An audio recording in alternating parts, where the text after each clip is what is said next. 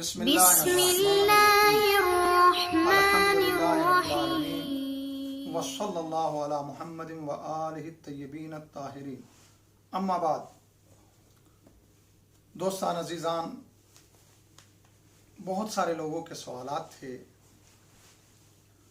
اور یقیناً مبتلا بے سوالات تھے کہ جن کی ضرورت ہے یقیناً، اور جن کی وجہ سے بہت سارے لوگ جو ہے وہ نہ جانے آپس میں نا اتفاقی بھی کر لیتے ہیں اور وہ سمجھتے ہیں بس جو کہہ رہے ہیں وہ سچ۔ ان میں سے روزے کے حوالے سے ایک سوال یہ تھا کہ قبلہ، کیا انسان کو روزے کی حالت میں خوشبو وغیرہ جیسے عطر ہے مثلا، اس کو لگا سکتا ہے یا نہیں لگا سکتا ہے؟ اور عطر لگا کے وہ بازار جانا چاہتا ہے، سفر پہ جانا چاہتا ہے یا کہیں بھی جانا چاہ رہا ہے، آیا جا سکتا ہے یا نہیں جا سکتا ہے؟ یا عطر کا لگانا روزے کو باطل کر دیتا ہے؟ بہت سارے لوگوں کو خیال ہے کہ روزے کو باطل کر دیتا ہے۔ نہیں، عطر وغیرہ لگانا کوئی معنی نہیں ہے، بلکہ دوسرے لفظوں میں یہ کہا جائے کہ عطر جو ہے وہ حقیقت میں اچھی چیز ہے، اس لیے کہ دوسرا تاکہ تمہارے پسینے کی وجہ سے، تمہاری بدبو کی وجہ سے تم سے پرہیز نہ کرے۔ تو لہذا عطر وغیرہ لگانے میں تمام علماء نے کہا ہے عطر وغیرہ لگانا معنی نہیں ہے اور یہ نہ روزے کو باطل کرتا۔ دوسرے اسی طرح تیل وغیرہ سر میں لگا لینا، آیا روزے کو باطل کر دیتا ہے یا روزے کو باطل نہیں کرتا؟ نہیں، روزے کو باطل نہیں کرتا ہے۔ سر میں تیل وغیرہ لگا لینا یہ روزے کے باطل ہونے کا سبب نہیں ہے۔ اسی طرح داڑھی کو خضاب کرنا، داڑھی یہ ہماری ہے، رمضان میں ہم داڑھی کو، سر کو خضاب کرتے ہیں، بہت سارے مہندی وغیرہ لگاتے ہیں، آیا لگائے جا سکتے ہیں یا نہیں لگائے جا سکتی؟ کہتے ہیں لگا سکتے ہیں، کوئی پریشانی نہیں ہے۔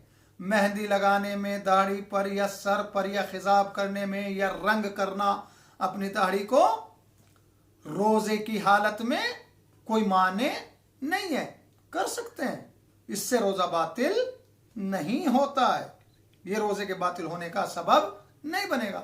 اسی طرح بعض کا سوال یہ ہے میک اپ، قبلہ میک اپ کر سکتے ہیں روزے میں؟ عورتیں بہت ساری، میرے عزیز، میرے بھائی، میک اپ فقط اور فقط اپنے شوہر کے لیے ہوتا ہے، سب سے پہلی چیز تو یہ، یا پھر پروردگار کے لیے ہوتا ہے کہ نماز کے لیے میک اپ کر کے بن سنور کے نماز پڑھنا۔ یہ دو مقامات ہیں جن کے لیے میک اپ کو اجازت دی گئی ہے، باقی میک اپ کر کے باہر نکلنا حرام ہے، میک اپ کر کے غیر نامحرم کے سامنے آنا حرام ہے۔ لیکن آیا روزے میں کیا جا سکتا ہے؟ اس سے روزہ باطل ہو سکتا ہے یا نہیں؟ کہتے ہیں نہیں، روزہ اس سے باطل نہیں ہو سکتا، روزہ میک اپ کرنے سے روزہ باطل نہیں ہوتا ہے۔ بہتر یہ ہے کہ میک اپ نہ کرے، پرہیز کرے انسان، لیکن اگر کوئی میک اپ کر رہا ہے تو میک اپ کرنے سے روزہ باطل نہیں ہوگا، الا یہ کہ اگر میک اپ حلق میں جا رہا ہے، اس کے حلق میں پہنچ رہا ہے، اس کے پیٹ میں پہنچ رہا ہے میک اپ، تو پھر جو ہے وہ جائز نہیں ہوگا، پھر منع ہو جائے گا۔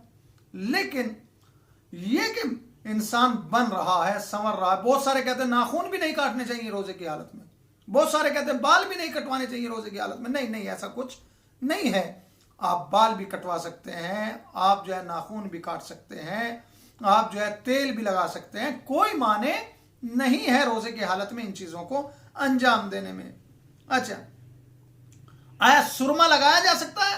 تو سرمے دو طرح کے ہوتے ہیں، ایک سرما ہم نے آنکھوں میں لگایا لیکن اس کے آثار جو ہے وہ ہمارے حلق میں نمودار ہو رہے ہیں۔ اگر آثار حلق میں نمودار نہیں ہو رہے ہیں سرما لگانے سے تو کوئی مضائقہ نہیں ہے، کوئی پریشانی نہیں ہے۔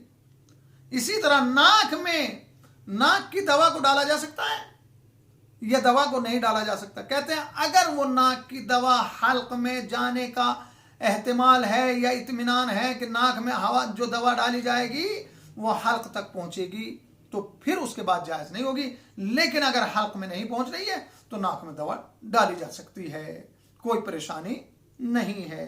اسی طرح بہت سارے روزے کی حالت میں بوسہ ایک دوسرے کا لیا جا سکتا ہے یا نہیں لیا جا سکتا ہے؟